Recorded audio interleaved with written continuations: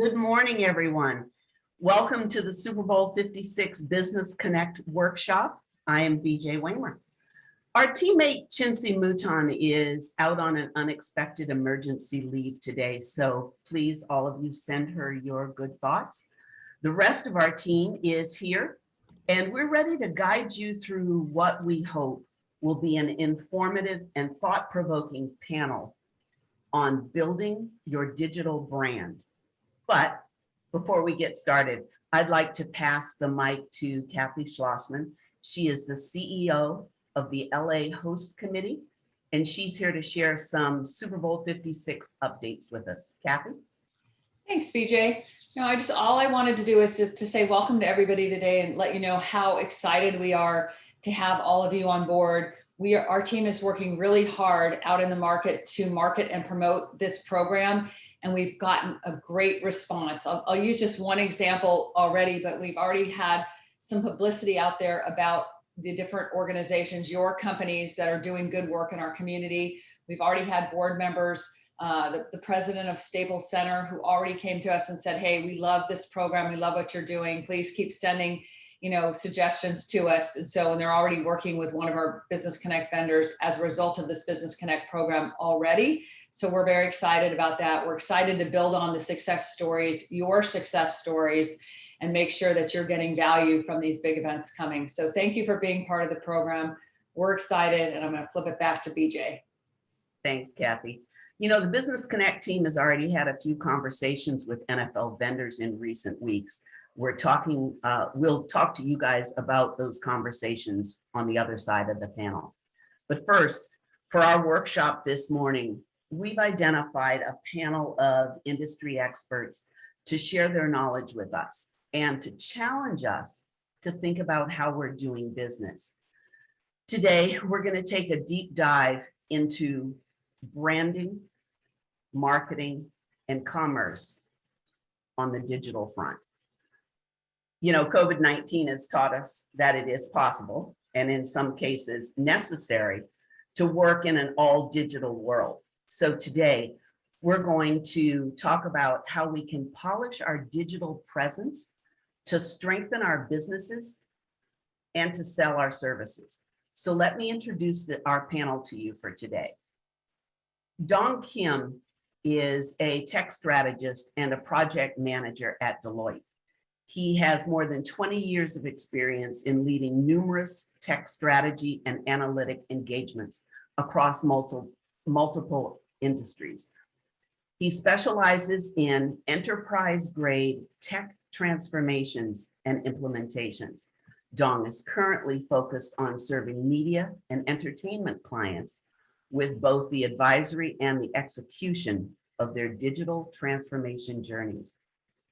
Alex Bergen leads authorized.net businesses at Visa, which supports more than 430,000 clients, most of which are small businesses.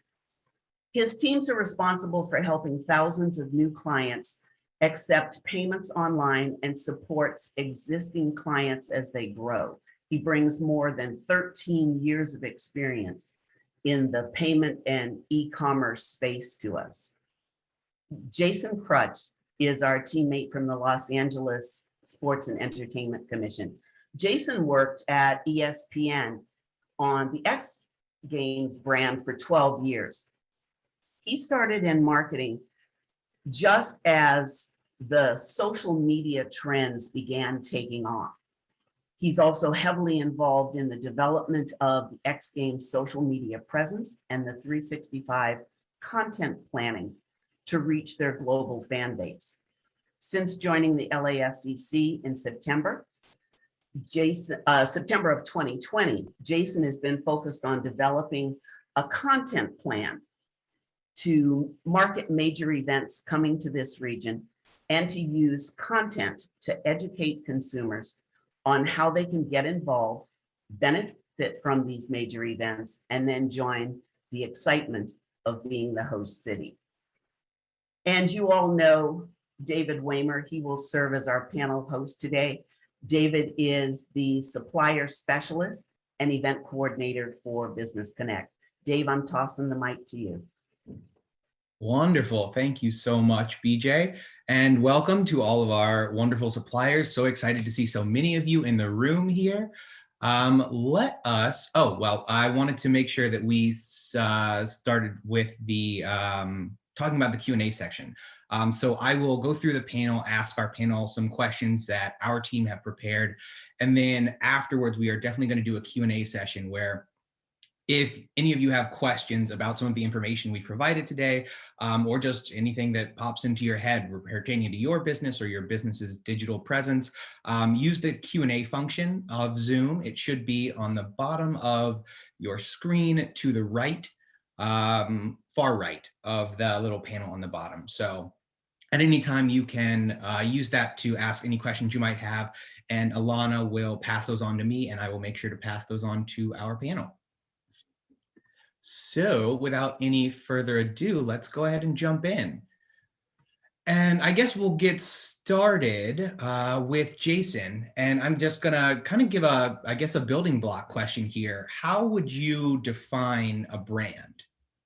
Yeah, well, first off, good morning, everybody, and excited to be here with everyone and be on this panel. And yeah, when I think of a brand, I really think of it, it's your presence in the marketplace. And, it's all the different touch points. It's more than a logo and it's more than a tagline. It's how you interact with the community. It's your customer service, and it's really the experience that you leave behind. And in today's marketplace, there's so many, we have physical touch points, but when we also have all these digital and social touch points. And so really, I think it's your presence, collectively on anywhere you're engaging with your audience. Yeah, that's awesome. And I guess another building block question here to bring Alex into the conversation about e-commerce. What exactly is e-commerce, and kind of what would a successful e-commerce look like for a local business? Yeah, thanks, David. Good to be here. E-commerce is a pretty generic term, and really it's any transaction happening online, right, over the internet. And successful e-commerce companies look different for every type of business. So for example, a caterer may have an informational website, a phone number to reach out and call and get more information, create a custom order, and then maybe they send out a custom online invoice after the work is done to get paid, right? And I've got a good friend who runs in a different vertical. He runs a business who sells slim wallets online. Like, his version of e-commerce is completely different. He needs to have a full storefront, inventory management, coupon codes, the whole 9 yards. So I think, when you think about e-commerce, you have to be able to be willing to go online, kind of meet your customers where they are, but you have to also acknowledge it's going to look different for every type of company. Yeah, absolutely. And great advice for the broad spectrum of companies we have in the resource guide as part of the Business Connect program this year. But hopefully all of this information today will be useful across all of your various business lines. For Dong here, how has the past year / the COVID pandemic changed the landscape or the importance of the digital customer experience?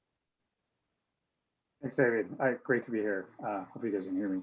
So, pandemic completely magnified and accelerated the digital customer experience, right? As non-essential business shut down to slow the spread of COVID-19, they had to pivot to digital commerce to survive, which meant that their physical customer experience had to be translated to digital customer experience as quickly as possible. Even some brands that were dragging their feet on enhancing the digital customer experience suddenly found themselves with no choice. As buyers wanted virtual and touchless experiences so that they can protect themselves from getting COVID, and they also wanted to inspire trust.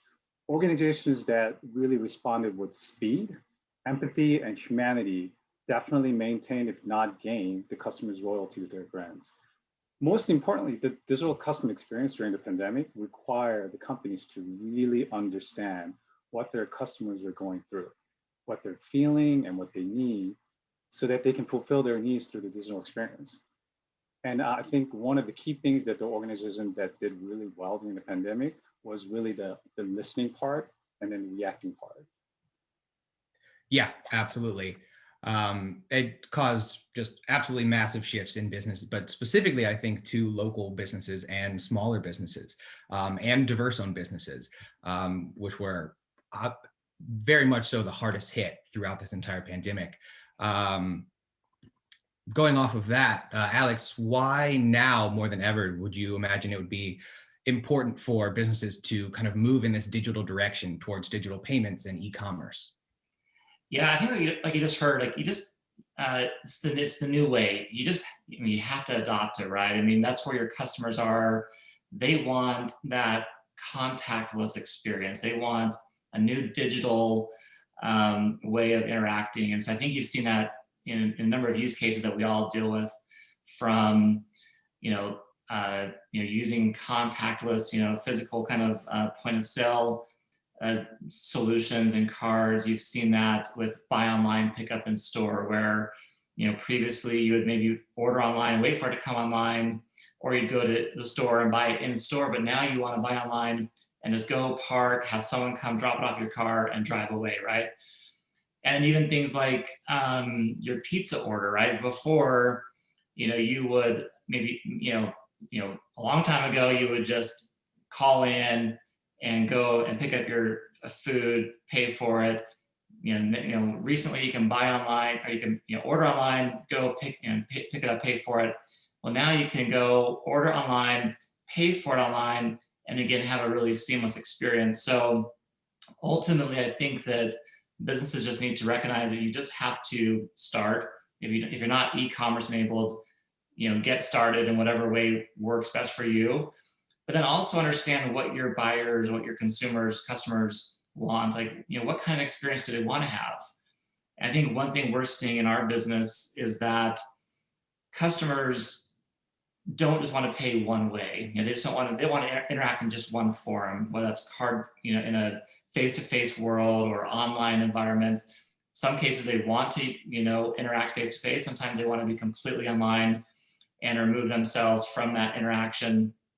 So I think the key is being flexible. Again, knowing your customer and meeting them where they are. Absolutely.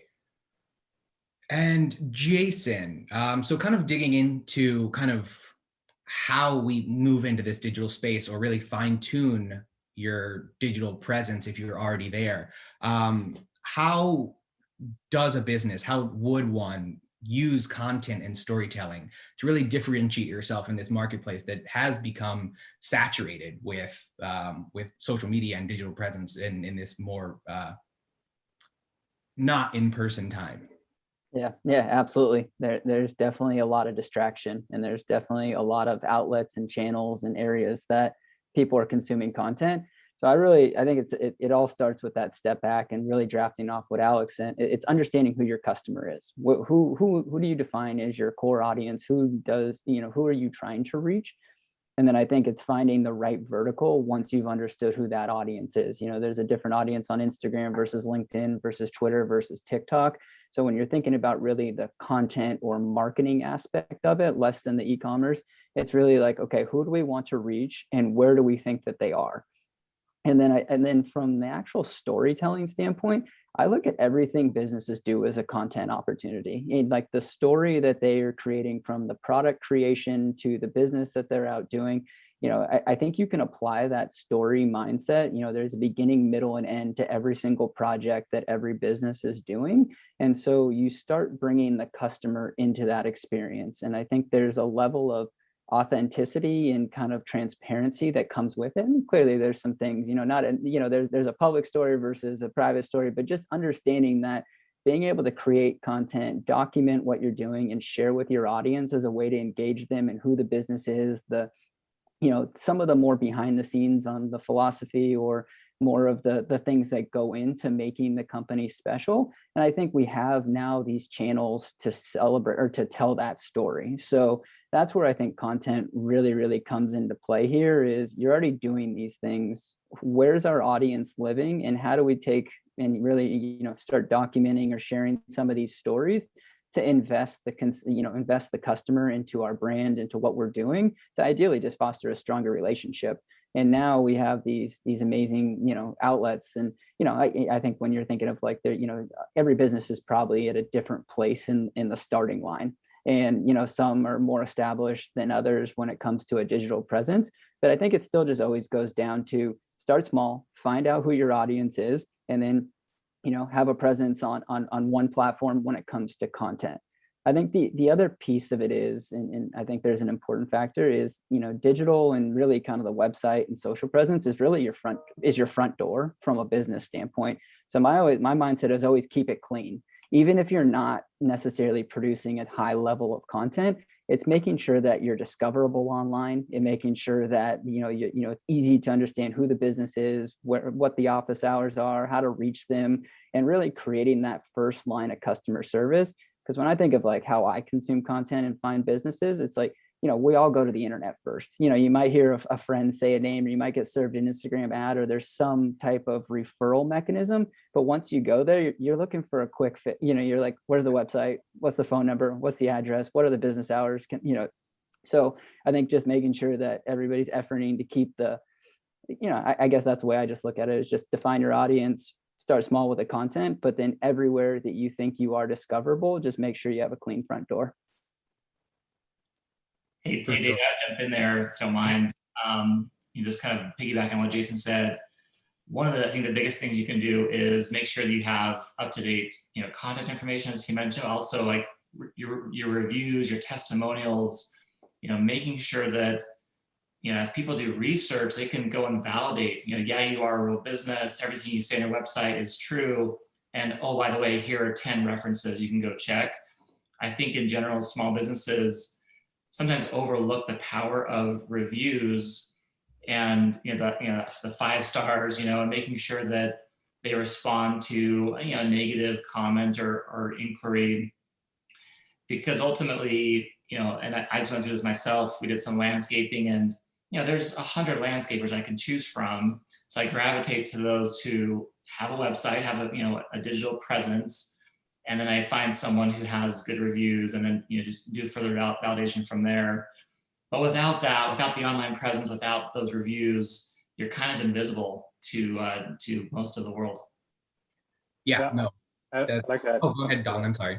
Yeah, and I think following up on that, it's having the reviews is good too, but if you have a website or any web presence, whether you're using Facebook or Yelp, I think keeping up to date on what you guys have been doing, or it doesn't have to be every day. Maybe once you just set a schedule and you want to keep it updated. It's like going to your fridge and finding a food that you want to eat, but you find it expired and you don't want to eat it, right? So if you have a website that you haven't touched in a year, people are going to notice it, like, right? The look and feel or the way it sounds is like, hey, this website doesn't look like it's been updated. Is this business still is operational? So it is very important, if you have a digital presence, keep it up to date to a certain degree. Yes, no, absolutely, 100%. All of those are great points, and I hope everyone was paying attention, because I think it's particularly salient to this process through Business Connect. Your websites are the first place that our NFL vendors are going to check when they're looking for people in our resource guide. They're going to see your entry in our resource guide, then they're immediately going to go to your website to see what your offering is. So if that's not up to date, if that's doesn't have accurate contact information, even though we provide that in the resource guide, it's going to be a knock against you. So making sure that website, that digital presence is really up to speed and represent yourself in the best way possible is so key in this process. And David, I would just build on that, because the website absolutely is, that's a huge landing point. But if you do have a social presence, treating it the same way. And I think Alex and Don were both alluding to this. So if you do have a business profile on Facebook or a YouTube channel, again, it's not that you need to have constant content. It just needs to make sure you're accurately represented at this time on those platforms, just so it is a good customer experience and it guides you to the right place. So just kind of think of anywhere you have a public presence, it's keeping those up to date. It's not necessarily about having this amazing content strategy, and that can be layered in at a later time. It's really just making sure your basic information and availability is discoverable anywhere you have a company presence. Absolutely. And that Oh, go ahead, Alex. Yeah, that's fantastic. Sorry, I love this topic. I think it's super applicable. Yeah. The other comment I want to make is the power of your story. Like, a lot of websites have an about us section, and using that to have a picture, your story, because everyone's story is unique. And for me, I like to buy from people who I can resonate with, who are interesting. Like, there may, again, there's 100 landscapers out there, but there's one or two that, like, man, like, I want to get behind this company. Like, I believe in their cause. I can see where they came from. So don't discount who you are as like the owner or the operator of the business and your story, because again, those things are interesting to vendors and to customers. Yeah, and I love this topic too, and I feel like we can keep going here. But and so David, keep us on track if we're I think part of the cool part and just building on that, Alex, because I agree, and I look for those things when I'm choosing who I'm going to do business with. I think the amazing part here is the story. You have a new story this year. Everybody on this panel is like being part of this Business Connect program, and being accepted and being part of this program. And I think that is a really great thing to acknowledge. And if I'm looking for a company and, potentially looking at deciding factors, like making sure that this is part of your story and understood in the marketplace, I think it only adds value. For sure. We'll put a caveat on that and say, use the provided language for sure. But no, he's absolutely correct. And that's part of what Business Connect is here for, is to make sure that your businesses shine, and you can use some of the shine of the NFL brand to say that, yes, we have kind of endorsed you in a way, and we know that you guys are the best of the best in LA. So add that to your story. Our next question here, I'm going to throw to Dong. So for independent business owners, it's a lot of work. They wear a lot of hats in kind of what they have to do. They have to handle their finances, have to do their social media, do actually running the business. So if an independent business owner doesn't have the resources, whether that be time, the capital, or the staff, to fully build out a digital presence, to really get those layers on all social media platforms or whatever, what is the most important thing that they can do as a first step? I think, most of the business here probably have a different starting line, as someone mentioned earlier. But if really, before even building out the digital presence, if you haven't done so already, absolutely solidify what your brand is and what your brand promise is, which is a promise to customers for the experience that they'll have with your company or product, whether that be a goods or services, right? Without that North Star, just proliferating yourself on the digital frontier will be like being in a wild, wild west. Every presence on the digital space has to be intentional and has to be aligned to your brand promise. I mean, brand is, at the end of the day, it's like a gut feeling from a customer's perspective, right? You have a Starbucks, you have a Coffee Bean, they sell the same product, but you have a certain affinity towards one or the other because that brand promises something to you, right? Or tells you something. So really, again, before starting out any of the digital presence, or if you already have a digital presence, make sure every one of those venues and channels are speaking the same story, same brand promise, and it is aligned. Right? That's great. And then, Jason, what are some of the current trends across the social or digital landscape that you're seeing? And how can our suppliers lean into those trends to really grow their audience? Yeah. When I think of trends, the thing that comes to my mind is everybody is connected. Like all of a sudden you have an entire marketplace, entire city, entire region, all connected with technology. Everybody's walking around with a phone. Most people are engaging from a social media standpoint. And so I think it goes back to where we started with defining that audience and then figuring out where they're consuming media content, making business decisions today. And I think it takes a little of that discovery, potentially feedback from the actual customers.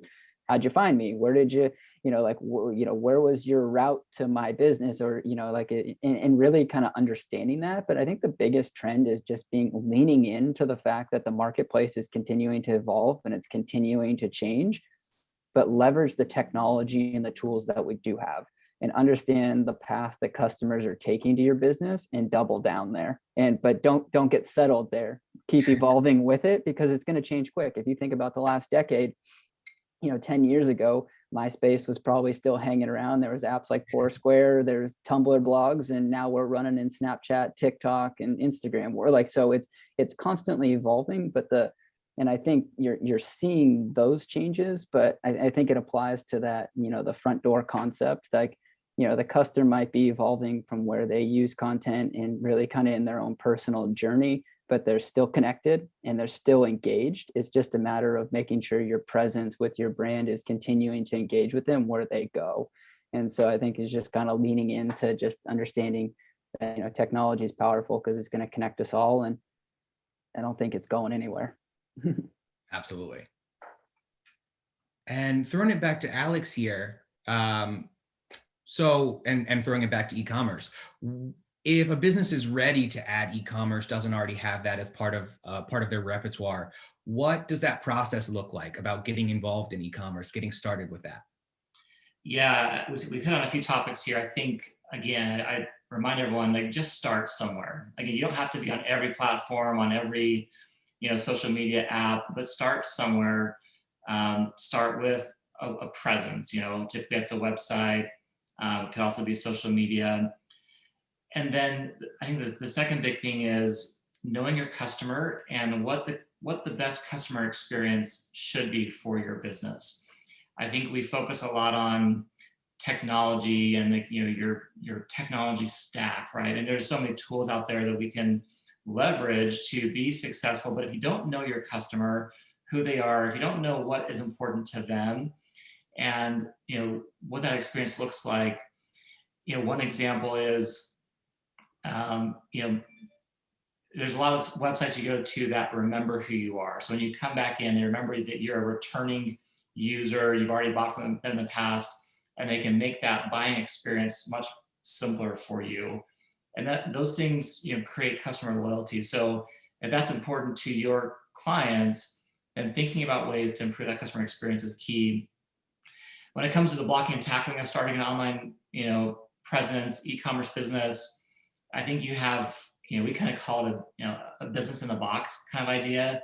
You're going to have your website functionality. You're going to have a need for a shopping cart or a technology platform to facilitate, people seeing your inventory and buying your products or services. You've got the payment piece and making sure you get paid. And then you have the fulfillment piece of making sure that the goods and services are delivered. And I won't get into any of the individual components there, but there's a lot to kind of sort through to make sure that you kind of create a technology stack with those tools that can create a good customer journey, that minimize the work on your internal teams. Like, hopefully it's automated for the most part. And again, you're making it simple for your customers to use and interact with you. That's great. Yeah. That simplicity is really key nowadays because everyone's attention span has just plummeted. All right. And Dong, given your background in analytics, what advice would you give to suppliers in measuring the effectiveness of your digital presence or even your e-commerce presence? Yeah, I would say that I'm going to be a little tactical here. So, to start out with, I would say minimally cover these three areas to measure your effectiveness. So website, email, and your customer experience. So for example, if you have a website, I would Google it, right? And then key it in your company name and see which page it ends up on.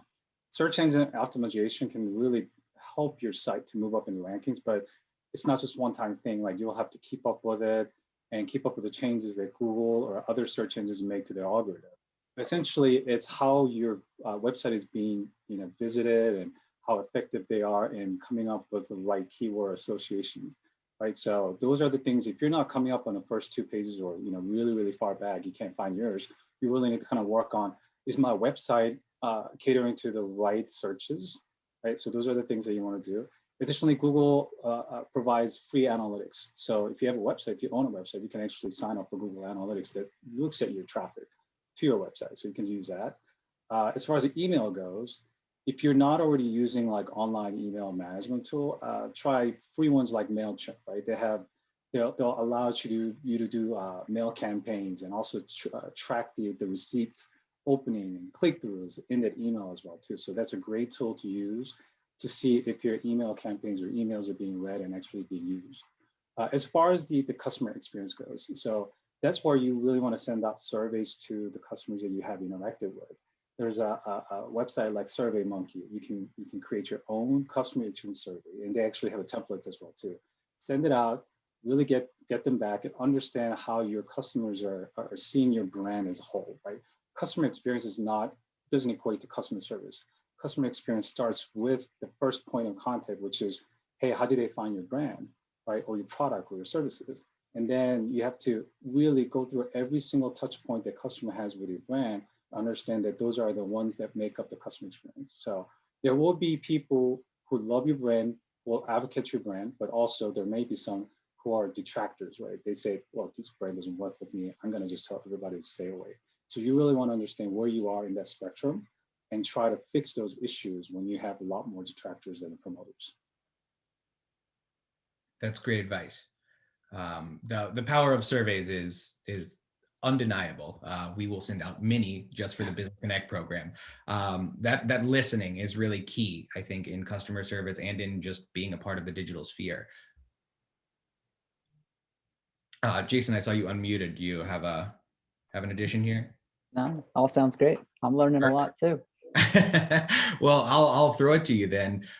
So we have suppliers on the call today who kind of run the gamut of being really successful on social media, with their digital presence, have super strong digital presences, and then some people who are really just starting out in that sphere and have just kind of gotten into it this year due to COVID-19 restrictions. For those suppliers who really have great engagement with their digital presence, what is the next step? How do they keep that momentum going and ensure that customers keep coming back to their social presences and keep engaging with them?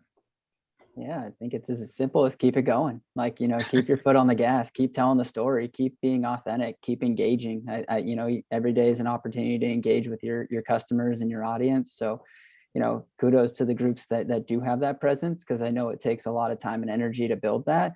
But my best advice is you're on the right track, keep it going, and keep an eye on the playing field, because again, the platforms continuing to evolve, the audience continue to shift on where they're consuming content or making business decisions or sharing kind of word of mouth recommendations, because I think of it, you think of word of mouth, it used to be, you talk to your neighbor and it'd be like, so who are you using for the landscape company? And now it's kind of, there's a next door app and you're using LinkedIn, you're all of a sudden the word of mouth ability is just evolved beyond the true, physical word of mouth to more of a digital word of mouth recommendation. So I guess my best advice is awesome, or keep going.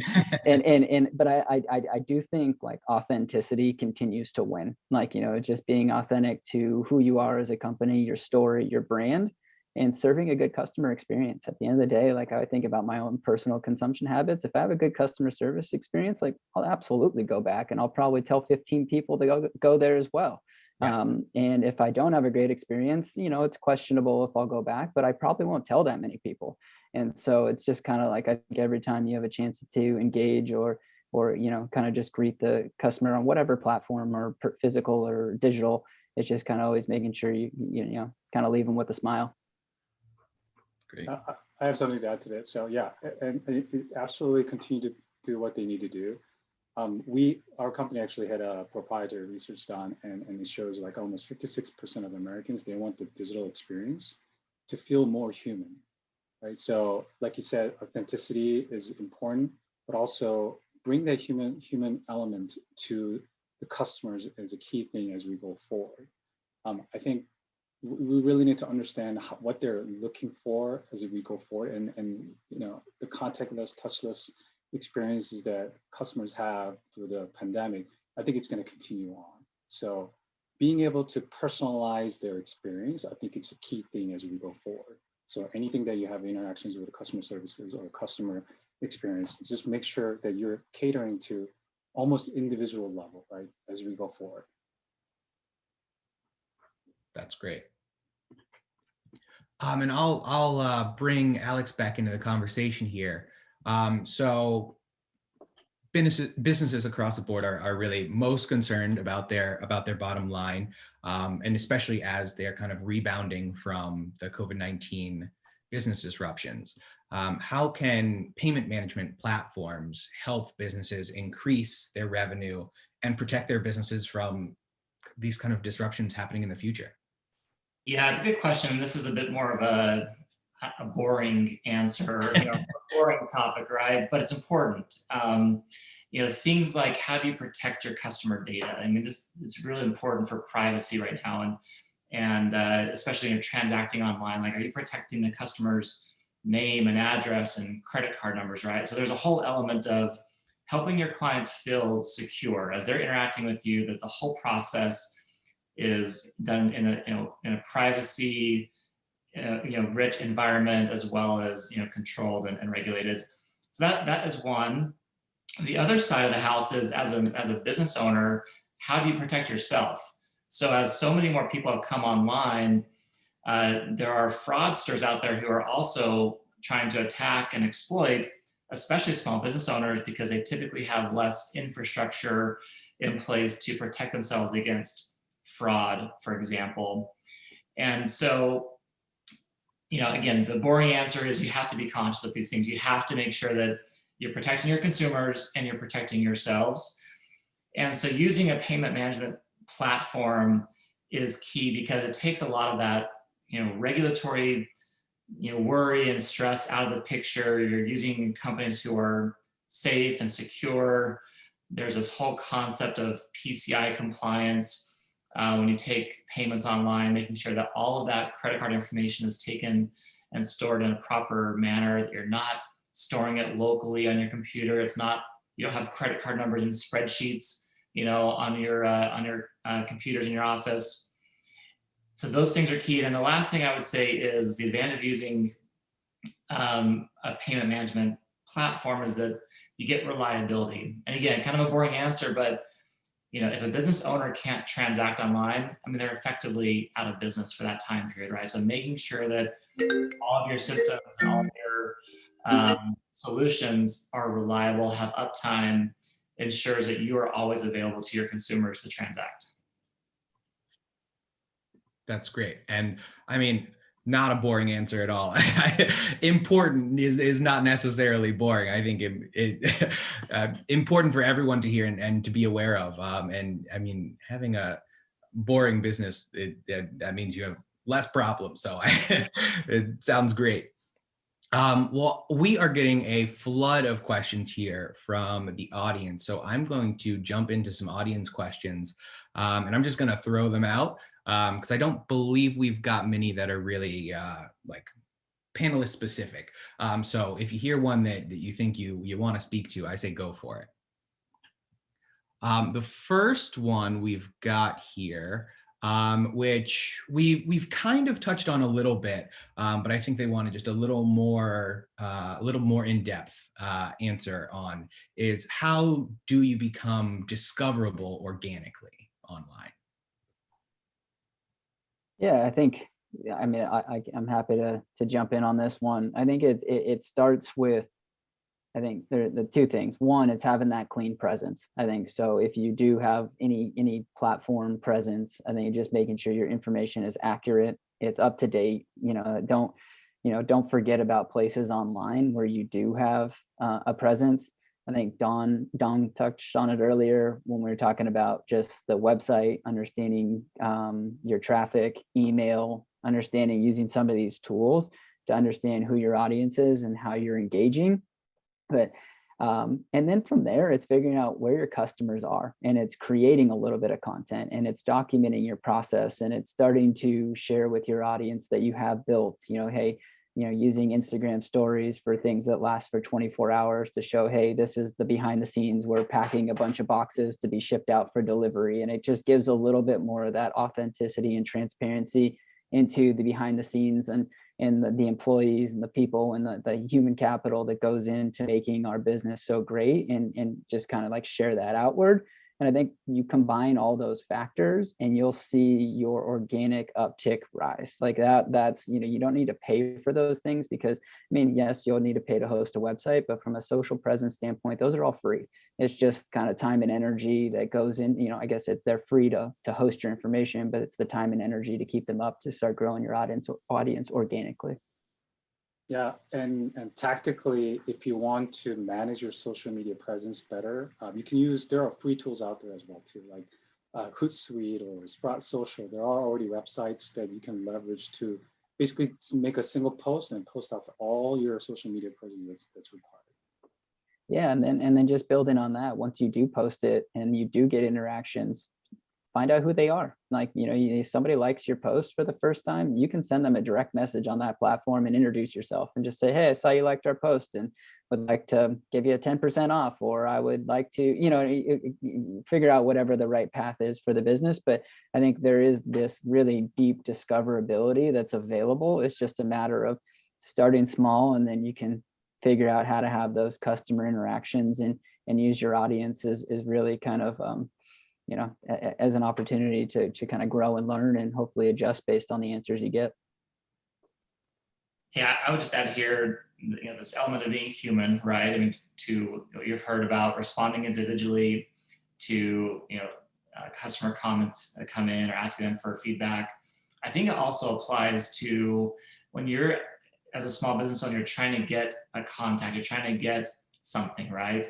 The internet kind of like removed all of the barriers to go and ask someone a question. Like I can actually probably figure out a way to contact a CEO of a large company through these social media channels. I can't call into their phone tree and get to them, but there are ways to get to influencers. There's ways to get to key stakeholders, and don't be afraid to use those. Reach out, be human, tell your story.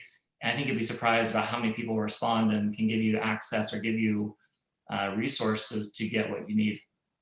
Yeah, I was listening to a podcast the other day, and it kind of like they were talking about like using direct messages as a way to, book guests on shows. And, there's like, it's like, am I worthy of reaching out to that person kind of mindset? And it's just like, what's the loss? Send them a message, add them some value. Like there's no hurt in asking. So it was just kind of these are big names that you think that they could probably pick up speed dial and call anybody. And they were the ones they were talking about like a digital hesitancy. And so it's just kind of a reminder that there are these tools out there. And, one of the things that I always tell, this is less about like from business, but more like young graduates say, how do I get into the sports world? Or I'm really interested in that job, or I want to learn more. Use the tools out there. This is where LinkedIn is such a powerful tool. You connect with people that are alumni from your university, or, you just find digital paths to connect with people that are hiring for the jobs that you want. And, I think that's, you can apply that to business as well. Like, I think that's more from like a job discovery standpoint, but I think the same tools are available for businesses looking to grow their customer base or want to, expand into a new customer base. Yeah, that's great. And kind of building off of that, one of the questions that we've got is we've talked a lot about kind of the relationships between, I guess, the customer in a business. But what are some platforms or some ways that businesses can kind of enter into that business to business sphere and interact with other businesses? I'll start. I think LinkedIn is one of the key places to start on that. There's a couple of ways to attack it. One is to start producing your own content. And again, to I think what Jason said earlier, you don't have to have this massive creative agency who's powering all of your content. It's being human. It's talking about your day-to-day interactions and observations of the world. And then it's joining forums. It's joining regional, vertical specific groups. But being social, being visible. The other key component there is commenting on your own posts, as comments come in, and commenting on others. That starts to build, credibility. It builds, the algorithms behind you, so you have more eyeballs kind of coming to you. But also, I think it helps you realize everything that's happening in the world, in a sense that you're right in the midst of everything. You're very well connected, and you're not kind of operating from a blind spot of like, I don't know where the industry is going. I don't know what's happening here. Am I at risk? like you're right in the middle of the conversation.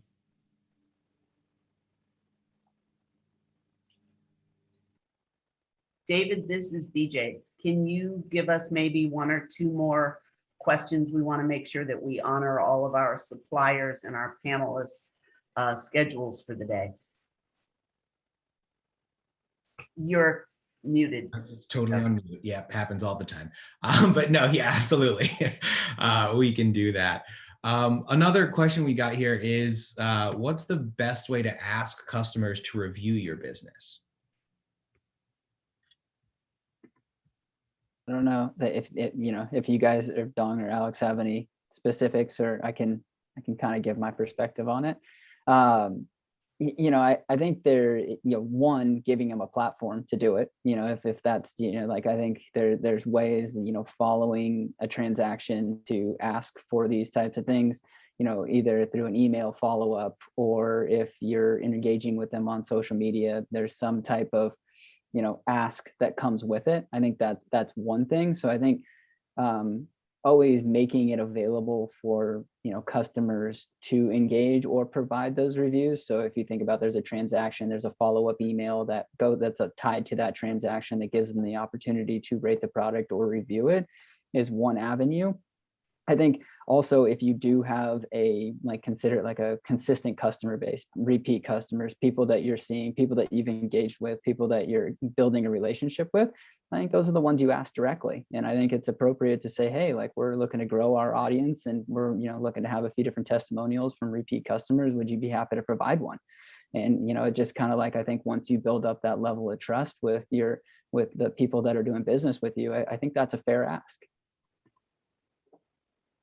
I think one thing to add is make it painless for the customers, right, to do the reviews for you, whether it's a Google review or other sets. I think if you can provide the link or what have you in a follow-up email saying, hey, if you just click on this, it'll just get you this site. Very simple, a couple clicks and you'll be done, right? I think that would be the sort of the best way to elicit some of these responses. Yeah, I think that's probably just a common theme that I don't know if we've fully drilled on, but I think ease of use across the board is a crucial customer experience. So that the least amount of clicks and the least amount of steps to go from thinking about it to purchasing is always the way I like to transact. So and I have a strong feeling that's pretty consistent across the board. So when you think of, I think that was just a great point, Don, just making it really easy to do is crucial. Yeah, I think we said it earlier, but every point of contact that you make with customers is all part of the customer experience, and that attributes to your brand. So it is crucial that you make things easier for, again, thinking it from the customer's perspective. How are they going to perceive? How do they feel about this? You want to leave a positive sentiment and an attitude on it. Yeah, that's great advice. I am digging through questions here, and we've got one that I think is specific to Alex. Let me see if I can find it here. And the question was, what do you think about the Invoice to Go platform for a smaller event planning company? I'm not familiar with the platform specifically, but the concept I think that they're going for is a fantastic way to go. Most simple invoicing tools accomplish the main task of creating a simple invoice, being able to send via email and have the recipient pay via a credit card. That concept, whatever platform that you choose, will work effectively. And typically they allow you to manage that on the back end and send follow-ups if people haven't sent them. With our invoicing platform, one thing that we saw is that I think it was like 75% of people pay within the first 2 days, which in comparison to the broader net 30 terms, it means you get your cash faster. For a small business, cash flow is king. So using any platform to help accelerate payments and cash flow will be to your benefit. Great. And then I guess, seeing as we are being sidelined here, we're getting towards the end of our presentation here. This last one that we'll take is, what's on the horizon in social media for 2021 or 2022? Any ideas? Yeah, I think that's, I don't know, it's a broad question. I think it's continuing to double down. And like I'd say that social is continuing to be important. I think that we're seeing a little bit of a spread of eyes. There's different platforms that are taking over more ownership from a customer experience. So I think it probably comes down to just continuing to define your audience and who you think your audience is, or who your audience is, and seeing a little bit more of what their experience is from a social standpoint. But I think we're going to continue to see the growth of Instagram is an extremely strong platform. YouTube is the biggest search engine in the world, so you're going to continue to see a lot of content shared there. And then I think we all see it. We're living in an extremely video-centric world. Everybody has their phones out. Everybody's creating content everywhere they go. And I think we're going to continue to see that. So if you do have a physical presence, and if you do have somewhere where you're interacting with customers physically, I think getting them, or creating opportunities or comfort zones for them to create content around your business is one thing to be considering. And then also, a lot of people are sharing content around products that they enjoy. So if it's not as physical, but if you're providing something for your customers to share after they've made a transaction, that's another way to, kind of look at the space. Perfect. All right. Well, we did not obviously make it through all of our questions here from the audience, but do want to remind everyone that we will have a tip sheet available in a few days after this workshop that will have some of the most important things that we learned here today from our great panelists.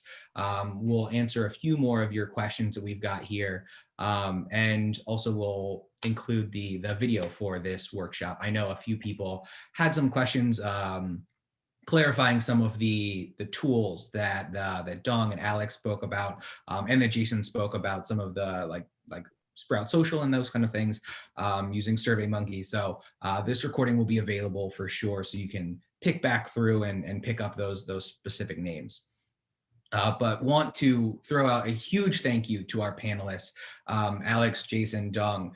Thank you so much for being here with us today. It's been incredible hearing from you, getting some insider tips into the behemoth that is a digital presence and social media and e-commerce. So I will kind of throw it back to BJ, but thank you guys so much. Thank you. It was great. Thank you, everybody.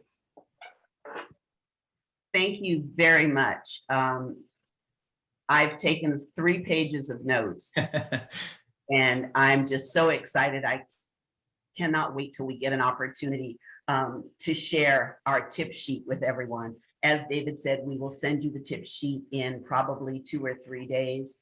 And we will also put this recording and the tip sheet up on our supplier profile. So we look forward to sharing all that with you. Alex, Dong, Jason, thank you so very much for sharing your time and talent with us. I'm blown away by all of the new ways I've learned to look at digital presence and digital branding and e-commerce. I've learned some things today, so thank you very much. Before we close out our website today, we want to remind all of the Business Connect suppliers on this webinar to please take care as you are developing that brand presence that we've talked about for the last 45 minutes, that you take care to use the approved language that we've provided with, for you about your relationship with the Business Connect program.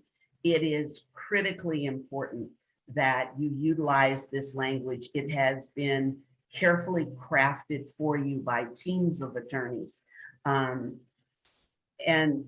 we've had an issue with one of our suppliers that is very uncomfortable on all sides for misrepresenting their relationship with the NFL and the Business Connect program.